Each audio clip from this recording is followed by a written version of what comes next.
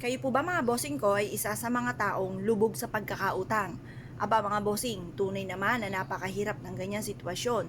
Napagdaanan ko na po yan mga bossing. At ako po mga bossing, lahat ng pwede pong idahilan ay dinadahilan ko. Ako po mga bossing ko ay araw-araw na umiiyak dahil hindi ko malaman kung paano ko mababayaran ang mga pagkakautang. Kaya ako po ay may phobia ng mga bossing ko na umutang. Ngayon pa mga bossing, ako po ay laging pinupuntahan. Kumbaga, wala na pong gustong humarap kasi parang nagsasawa na ng mga iba't ibang dahilan dahil pinupuntahan na po ako dito, doorbell ng doorbell, or kaya sinisigaw na dyan sa labas na magbayad na ako ng pagkakautang. Sobrang sakit. Napakahirap mga bossing ko ng ganyang sitwasyon. Kayo po ba'y nakaranas na ng ganyan? Asya, huwag nyo nang tangkain, huwag nyo nang naisin na makaranas pa kayo. At kung kayo po mga bossing ko ay napapansin po ninyo na masipag po kayo pero para lagi pa rin kayo minamalas, asya mga bossing, kailangan kayo po ay iwaksin nyo sa isipan nyo na kayo ay malas.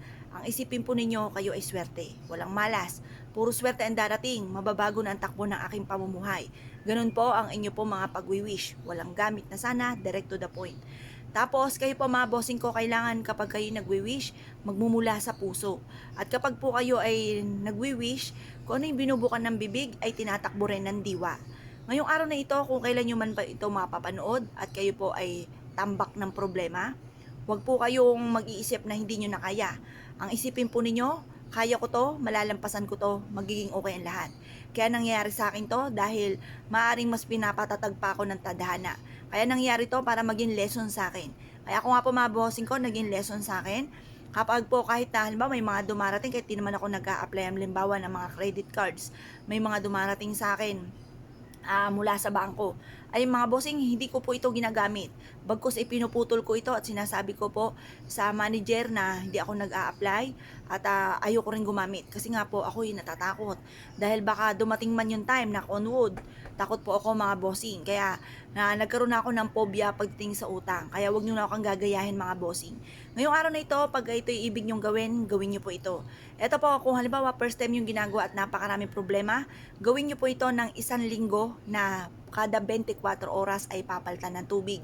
Pero kung kayo nakagawa na ng ganito or kaya hindi naman masyadong matindi ang problema, gawin nyo po ito kapag po palitan nyo ng tubig kapag po madumi na yung tubig. Huwag na lamang po yung tipo na gumagawa po kayo tapos may alinlangan kayo, huwag nyo nang gagawin. Or kaya po, huwag nyo pababayaan mga bossing ko na ang inyong pong tubig ay madumi na, hinahayaan nyo lamang. Kapag po ito parang marami na nakalutang, marami na alikabok, itapon nyo lang po ito, simple lang naman, lalagyan nyo ulit ito ng tubig, hugasang magaling itong ating baso.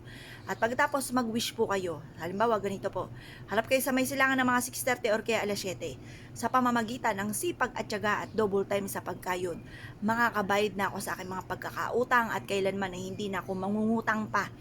Or kaya po ay sabihin nyo po dito, na i-wish po yung mga bagay na nais niyo. Magkaroon ako ng negosyo na dito na ako yayaman. Magkaroon ako ng mga bagay na matagal ko nang pinapangarap. Magkaroon ako ng malaking bahay. Magkaroon ako ng kung ano po yung nais po ninyo na walang gamit na sana. Ganon yung mga pag-wish. Ngayon pa mga bossing, pagtapos na po ay mag-wish, ito pong ating pong tubig, itapon nyo lamang po ito mga bossing. Itapon nyo na yung tubig po natin. At pagkatapos ay palitan nyo po ito ng panibagong tubig pag nagdumi na ang tubig. Pagtapos nyo po mag-wish na ibilad ito sinag ng araw, ilagay nyo po ito. Marami kayong pwedeng paglagyan. Pwede po sa bago pumasok ng inyong main door or kaya sa likod ng pintuan ng main door. Pwede rin ito sa ilalim ng inyong higaan.